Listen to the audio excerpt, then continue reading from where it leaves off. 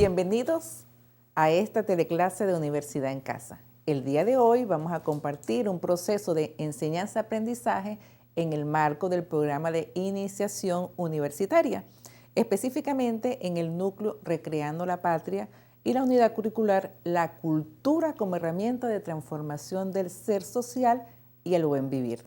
Recordemos que Universidad en Casa es el programa formativo del Estado para garantizar la educación universitaria desde sus hogares y que en la cuarentena social voluntaria a la que nos convoca el presidente Nicolás Maduro Moros no afecte la formación profesional. Esta es la clase número 3 sobre las cosmogonías ancestrales y de resistencia cultural, donde desarrollaremos los contenidos que veremos a continuación en nuestra pizarra digital. Origen y población del continente americano. Las culturas precolombinas y Abya Yala. Caribes y Arawak, forjadores de la resistencia indígena. Los objetivos de esta clase son: 1. Identificar las teorías de la población del continente americano. 2. Examinar las culturas precolombinas en la perspectiva del Abya Yala. Y 3. Revisar la cultura indígena caribeña en el contexto de la resistencia indígena. Es así como damos inicio al primer momento. Origen y población del continente americano. Existen varias teorías sobre los primeros pobladores del continente americano. 1. La teoría del poblamiento tardío a través del puente de Bering. Según esta hipótesis, los amerindios son descendientes de los siberianos que pasaron a América aproximadamente 13.500 años antes del presente. Se sostiene en el descubrimiento de la cultura Clovis. Entonces aquí podemos ver las 3 flechitas que tenemos. Este descubrimiento de la cultura Clovis se da por la relación que hay entre la unión de el paso del hombre en el momento 1, como lo pueden ver en la flecha, de Siberia al norte de América. Ese norte de América, actualmente la cultura Clovis se desarrolló en un espacio que se llama Nuevo México. Tenemos otra corriente que es la corriente norecuatorial del Pacífico. En esa teoría dice que el hombre atravesó por el Pacífico y llegó desde Australia a América del Sur. Y otra corriente teórica también que dice que el hombre viene de Australia y llegó a la Antártida por el Polo Sur, en un espacio donde se han conseguido restos arqueológicos que tienen como nombre Monteverde en el país de Chile. Así como podemos ver en la lámina siguiente, tenemos la corriente que más se ha destacado con relación a la población del hombre americano, es la corriente de la llegada del hombre por Australia. Así tenemos en la lámina, vemos cómo de Australia atraviesan todo lo que son las islas polinesias, y de las islas polinesias tenemos la primera y segunda hipótesis de la llegada al continente americano. El poblamiento tardío afirma la existencia de múltiples corrientes migratorias de poblamiento a través de Alaska y del Océano Pacífico. Para ello vamos a revisar un autor que se llama Paul Rivet. Paul Rivet es el autor que escribe Los orígenes del hombre americano. Y es su teoría, dice que el hombre americano llegó de Australia. Ustedes pueden percatarse en el mapa que generalmente nosotros en el mapa mundi vemos siempre el continente americano del lado izquierdo y el resto del mundo, Europa, África, del lado derecho. Para revisar los procesos arqueológicos hay que abrir el mapa o verlo de la manera esférica y poner del lago donde se dicen las teorías, llegó el hombre americano. Es decir, que nosotros debemos revisar desde el punto de vista arqueológico la cartografía, colocando América del Norte, América del Sur, América Central, continente americano, del lado derecho, para que nosotros podamos hacer, tal como lo vemos en el mapa, la relación de entrada desde el mar de Bering o también, si lo estamos viendo, desde Australia y el continente sur. Algunos hallazgos que nosotros tenemos para conformar o para confirmar esta teoría, la podemos revisar por la comunidad Clovis que se encuentra o se han conseguido algunos hallazgos arqueológicos en lo que se llamó el corredor libre de hielo, y en ese corredor, como lo podemos ver en las láminas, como se atraviesa toda esa población, todo ese espacio extenso siberiano lleno de placas de hielo, llegaron, se consiguieron fósiles y la punta de Clovis, que es una herramienta, la que vemos en la pantalla, es una herramienta que data de ese momento, de esa cultura en esa zona que se conoce como la cultura Clovis en el norte de América. Bien, estos hallazgos arqueológicos del norte de América nos reúnen algunas hipótesis, digamos que se han convertido en teoría, pero son hipótesis de los orígenes del hombre americano. ¿Qué quiero decirles con esto? Que nosotros ya revisamos en el momento anterior, en la clase anterior, revisamos todo lo que eran las cosmovisiones y cómo los hombres en el mundo europeo, en el mundo asiático, en el mundo occidental y en el mundo oriental se conformaron en los continentes que conocemos hoy como son los continentes que nos dominaron. Entonces, ¿qué significa la población del hombre americano? Eso va a resignificar que cuando en 1492 el señor Colón llega a este continente, ya que había gente, ya había cultura, ya habían formas de representar la realidad, y esas formas de representar la realidad la vamos a ver en el siguiente momento. Finalizado el momento 1, damos inicio ahora al segundo momento, las culturas precolombinas y Abya-Yala. En esta etapa se incluyen los primeros pobladores del continente hasta la llegada de Colón, que es en 1492. Pero antes de ello, vamos a hacer una introducción a este tema tan maravilloso como es las culturas precolombinas y Abya-Yala, porque vamos a relacionar todo lo que hemos visto en la clase pasada del mundo europeo, del mundo griego, del mundo latino, de la mirada de ver cómo los presocráticos ven el mundo, para que nosotros, a partir de la lectura de Eduardo Galeano, veamos también que en esta parte del mundo no habían presocráticos, pero habían mayas, y habían quechuas, y habían incas que también miraban el mundo, reflexionaban el mundo, y que también podríamos llamar filosofías precolombinas. Fíjense lo que dice Eduardo Galeano. El libro se llama Los Nacimientos, editado por el Siglo XXI Editores. El tiempo de los mayas, nació y tuvo nombre cuando no existía el cielo ni había despertado todavía la tierra. Los días partieron del oriente y echaron a caminar. El primer día sacó de sus entrañas al cielo y a la tierra. El segundo día hizo la escalera por donde baja la lluvia. Obras del tercero fueron los ciclos de la mar, de la tierra y de la muchedumbre de las cosas. Por voluntad del cuarto día, la tierra y el cielo se inclinaron y pudieron encontrarse.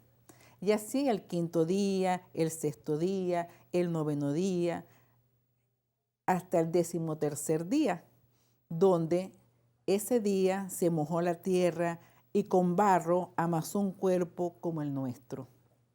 Así se recuerda a Yucatán.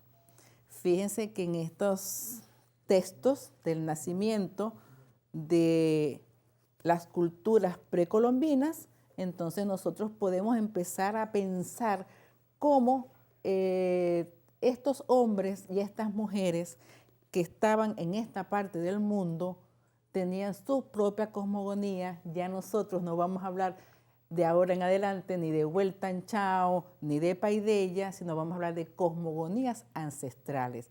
¿Por qué cosmogonías ancestrales? Porque ya estamos en nuestro continente americano, y ese continente americano tuvo un nombre inicial, un nacimiento, diría Eduardo Galeano, que se llama Abya-Yala. Abya-Yala significa América. Entonces, entre las culturas que nosotros tenemos precolombinas, conocemos las culturas que surgieron en Mesoamérica y en la zona de los Andes con un sistema, una organización política, una organización social. Esas fueron las culturas las más representativas. La tolteca, tenemos la cultura y la arquitectura olmeca, y así sucesivamente tenemos la cultura maya, la cultura azteca, muy conocidas por todos nosotros, por supuesto, porque han sido focos de interés turístico del mundo europeo hacia nosotros. Y además, una de las cosas importantes que dice Eduardo Galeano es que no solamente nos expropiaron el oro, las riquezas naturales que tenía el continente, sino que también nos expropiaron la memoria. Entonces, todos estos pueblos, los toltecas, la cultura maya, la cultura nazca, la cultura india, las culturas en general precolombinas del continente americano, nos robaron también la memoria que debemos nosotros conscientemente recuperar por aquella frase importante que venimos repitiendo desde la clase pasada, que es: quien no conoce el pasado no puede transformar su futuro. Entonces, fíjense que Mesoamérica es toda la parte que nosotros conocemos actualmente como México. Allí hubo un dios, el dios Quetzalcóatl, y ese dios se representa como una serpiente emplumada que actualmente además es el símbolo del logo del escudo del país de México. Ese es el dios del conocimiento, el dios de la cultura. Quetzalcóatl es el dios de la fertilidad, así como también habían otros dioses en otras culturas. Es decir, el hombre crea sus propios dioses, crea a partir de la naturaleza unos dioses que le permiten constituirse y desarrollarse como cultura dentro de diferentes formas también de pensar. En el caso, por ejemplo, de los mayas, tuvieron un avanzado desarrollo del sistema de escritura y numeración. Allí tuvimos un líder, ese líder fue Montezuma, que fue derrotado por el conquistador Hernán Cortés. Fíjense que las civilizaciones, la maya, la inca, tienen puntos concomitantes porque en todas tienen un líder indio, y este líder indio no solamente que era el líder de la comunidad, sino que además era también no solamente el que lideraba, sino que también hacía una especie de dios, de orientador de todas las costumbres y las formas de representar la realidad de las comunidades particulares o determinadas. Entonces, fíjense, la Inca fue una de las civilizaciones, la última que conservó su estado independiente durante la conquista. Su ciudad sagrada, la conocemos todos, Machu Picchu, en el Cusco. Su extensión llegó hasta los países que conocemos como Perú, como Bolivia, como Colombia, como Chile. El conquistador Francisco Pizarro fue quien puso el fin al imperio inca. Entonces ahora, en el siglo XX, aparece lo que nosotros, una palabra que nos parece extraña, que hemos visto en diferentes momentos, en movimientos sociales en el continente latinoamericano, que se llama Abya Yala. Abya Yala es el nombre de América que le puso el pueblo cuna, que está en el mapa entre una población de Panamá actualmente y Colombia, la Sierra Nevada de Colombia. Antes de la llegada de los conquistadores ya existía Abya Yala. Ustedes se preguntarán, ¿por qué Abya Yala y no otro nombre? ¿Por qué no Quetzalcóatl o por qué no Montezuma o por qué no Inca, por qué no Maya? Abya Yala porque es solo hasta el siglo XX de nuestra era, cuando empiezan a reunirse grupos de indígenas de todo el continente americano y deciden en la Convención de Culturas Indígenas de 2004, por consenso grupal indígena, llamar entonces a partir de ese momento a Abya Yala nuestro continente con su verdadero nombre. ¿Qué indica el verdadero nombre de llamar a Abya Yala al continente? Allá significa, revisando un poco su etimología, sangre, y Yala significa territorio, es decir, la sangre del territorio, que además está conformada por hombres y mujeres que han hecho vida a un espacio determinado. Por tanto, Abya Yala traduce tierra florecida, territorio querido, tierra salvada, extensión de la madre tierra, que nosotros luego conocemos con el nombre de la Pachamama. Son palabras que tienen resonancia, importantes para nuestra cultura, porque nos van a decir siempre ese recuerdo, esa memoria hurtada por todo el colonialismo de dónde somos y a qué lugar pertenecemos. Por tanto, el término Ayar Yala es usado también en contraposición del término de América. El término América es un producto de la colonización que comenzó en 1492. Sin embargo, América fue a su vez el término usado por los independentistas para diferenciarnos de los colonizadores europeos en el proceso de emancipación del continente. Es importante entonces no ver que vamos a decir ahora solamente somos Ayayala y no somos americanos. Claro que somos americanos, por supuesto que somos americanos. Lo que hay que tener es el conocimiento de cómo nosotros en nuestra esencia somos Ayayala, somos tierra madre, somos Pachamama, para tener una relación del hombre con la naturaleza que sea integradora. Por supuesto, los procesos independentistas que se dan en el siglo XIX, a partir de las independencias haitianas, que fue en 1804, y luego todas las independencias venezolana, boliviana, del continente nuestro suramericano, lideradas por nuestro libertador Simón Bolívar. Entonces allí, por supuesto, no había esta relación con el indígena, y por tanto había una identificación de América en contraposición a lo que los europeos, en este caso el Imperio Español, nos estaba denominando como colonias, como comarcas. En ese sentido, entonces, América es tomada como nombre, América entero, el continente, para ser las fuerzas emancipatorias en el proceso de independencia. Es importante que también recordemos que América es todo un continente. América del Norte fue fragmentada, América Central fragmentada, América del Sur fue fragmentada. Todo ese continente, todo ese Abya Yala es un continente que define una manera de ser cosmogónica que nos une desde esos primeros poblamientos que llegaron al continente, como lo vimos en las láminas anteriores, por el estrecho de Bering o por la parte del sur de América, por todo lo que es las Polinesias. Finalizando el momento 2, damos inicio ahora al tercer momento y final de la clase con el siguiente contenido. Caribes y Arawak, forjadores de la resistencia indígena. Los caribes emprendieron expediciones por las costas venezolanas y mares que llevan su nombre, como lo podemos ver en la lámina. Cómo se expandieron no solamente en rutas marítimas, sino que también tuvieron sus rutas fluviales, es decir, se atravesaron por todo el continente y los caribes, como podemos ver allí, por las rutas fluviales, por los ríos entre el continente suramericano y también hacia todo lo que son las islas del Caribe. Es decir, que las islas del Caribe, que lleva su nombre el Mar Caribe, también allí hubo asentamientos, por supuesto, de estos primeros pobladores que llevan el nombre de los Caribes. Fíjense que estas rutas de asentamiento del Caribe en el continente latinoamericano, el continente americano, luego van a conformar desde los Caribes, conforman luego lo que son las culturas arahuacas, que devienen también de los Caribes y de las mismas líneas de los aborígenes nuestros, y es cuando nosotros vamos a ver todo lo que es la población de los grupos indígenas en Venezuela en la siguiente lámina.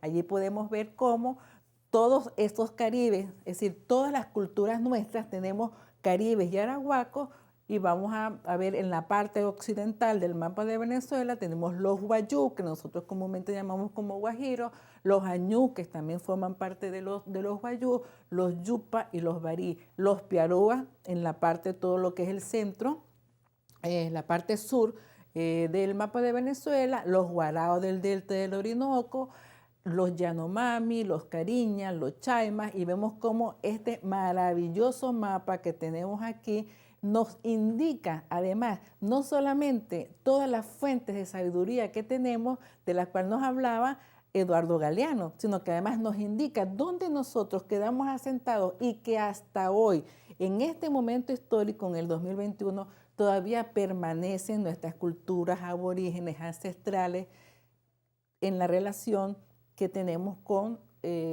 como nuestra historia. Es decir, me explico, nosotros que somos caribes, que somos arahuacos y que tenemos unos ancestros indios, tenemos todavía esas poblaciones conviviendo con nosotros en el suelo venezolano.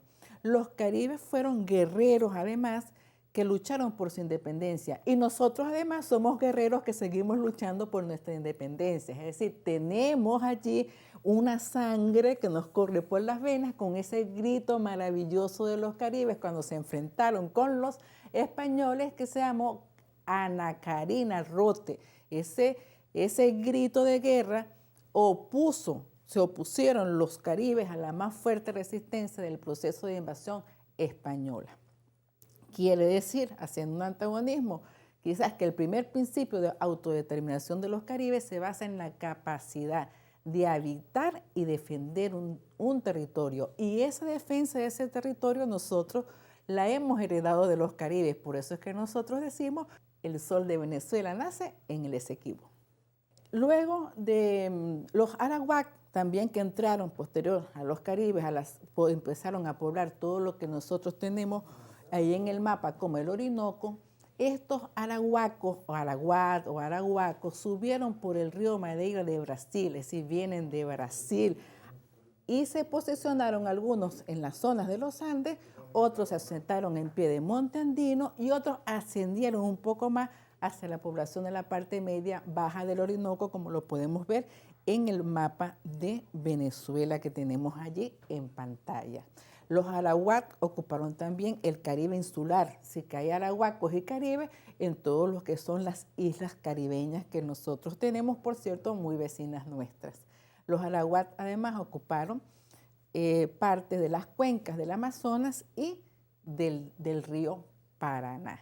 La cultura arawak se expresa en una diversidad de etnias que forman una unidad cultural con variaciones sociales y lingüísticas. Y cuando decimos de variaciones lingüísticas, es el momento de decir que en nuestra Constitución, en el artículo 9, donde se dice que se habla castellano, también se reconocen todas las formas lingüísticas de nuestros aborígenes. Por tanto, aquí se habla castellano, aquí se habla guayunaiki, aquí se habla pemón, aquí se habla en todas las lenguas indígenas que viven en el suelo y el territorio patrio venezolano.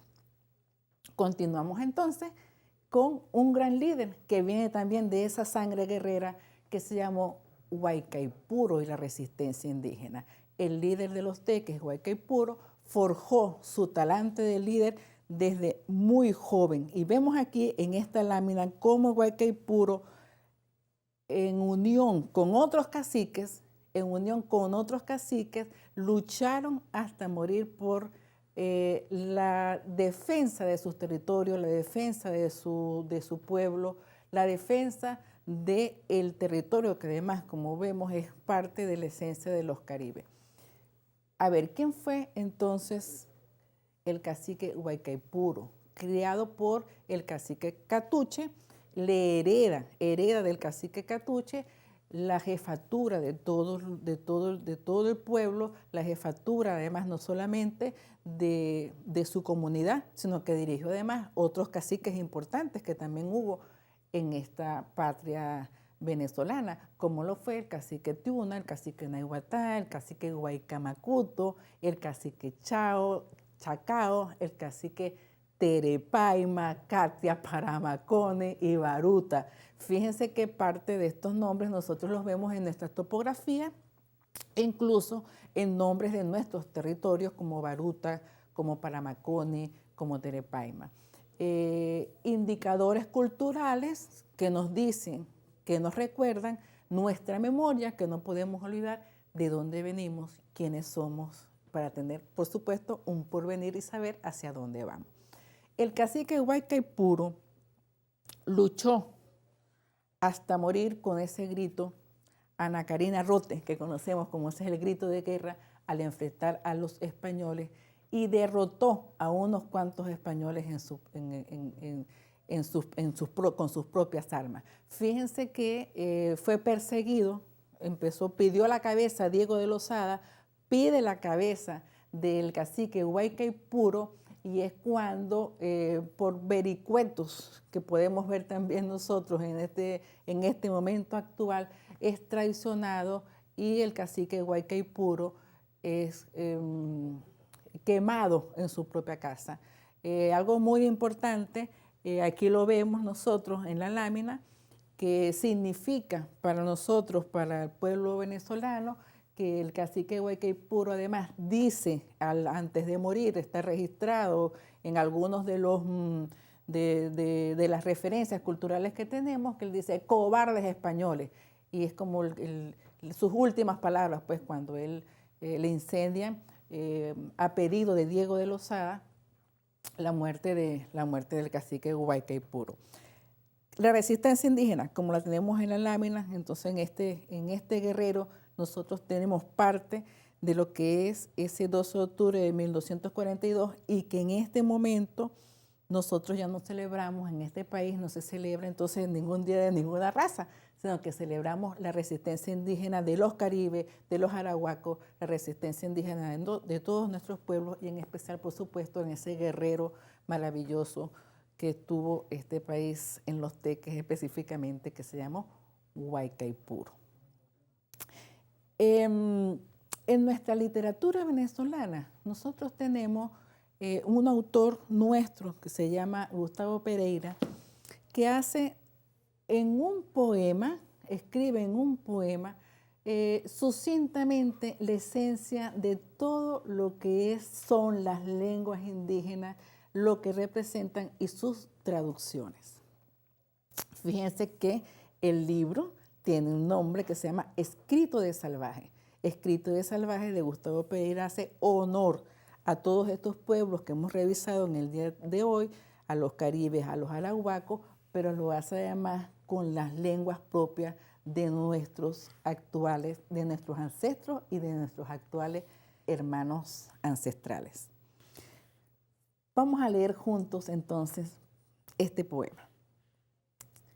Los pemones de la gran sabana llaman al rocío chiriqué quetayú, que significa saliva de las estrellas.